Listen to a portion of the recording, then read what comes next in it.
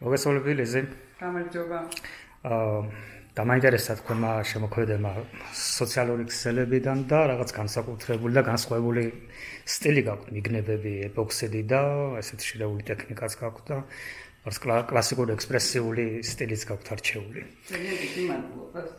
გუშინ მქონდათ გახსნა გამოფენის და დღეს მოვედი, გადავიღე რაღაცები ნახე. ძალიან დამაინტერესა და რა სიტყვით გუშინელ დღეზე და საერთოდ ზოგადად თქვენს შემოქმედებაზე. ძალიან ყვაყოფილი ვარ გუშინდელი დღით. მადლობელი ვარ ყველა სტუმრისთვის, ვინც გამონახა დრო და მოვიდა ჩემი ნამუშევრების სანახავად. მგონია რომ ძალიან საინტერესო გამოფენა გამოვიდა და მაყურებელიც დარჩა გავაცებული, იმიტომ რომ რაღაც ახალი და განსხვავებული ტექნიკა დაინახეს.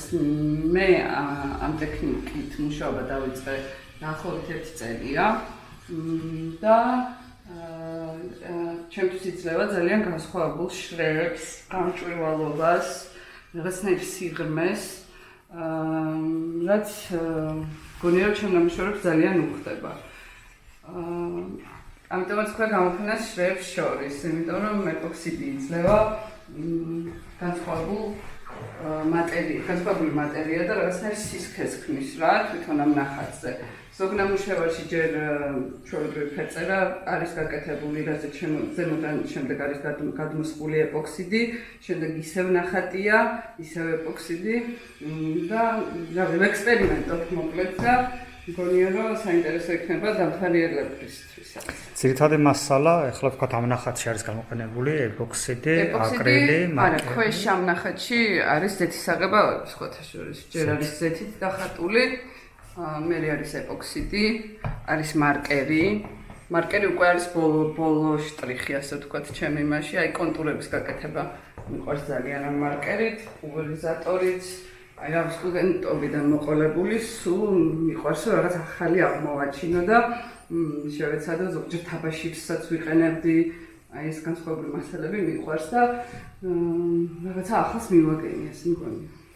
ანუ ეს ფაქტობრივად საავტორო ტექნიკა გამოდის, ხო? რასაც ინახავთ სხვაგანაც და მე ცადე რომ ენახა ესეთი ნამუშევრები და ძირითადად უფრო დეკორატიულ ხელოვნებად ითვლება ეს ეპოქსიდი და უბრალოდ ფერიან ეპოქსიდს ასხამენ ტილოზე, მაგრამ ასევე არის კოკი მახარაძის ნამუშევრებში გამოყენებული, მას აქვს 2 ნამუშევარში გამოყენებული ძველი საბჭოთა ეპოქსიდი, რომელსაც კარბონს ეძახდნენ და მის ნამუშევარში ეს საერთოდ სხვა მატერია იყო და სხვა რამეს იძლეოდა. ეს ნამუშევარიც ასევე არის ჩემ გამოფენაზე.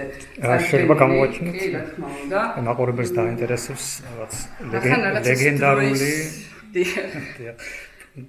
რაც თითქოს და ხიდი არის ძველ თაობას და ახალ თაობას შორის. ხო, ძალიან დიდი კონტრასტია თან ჩემ აბსოლუტურად სხვადასხვა არის ფაქტიურად.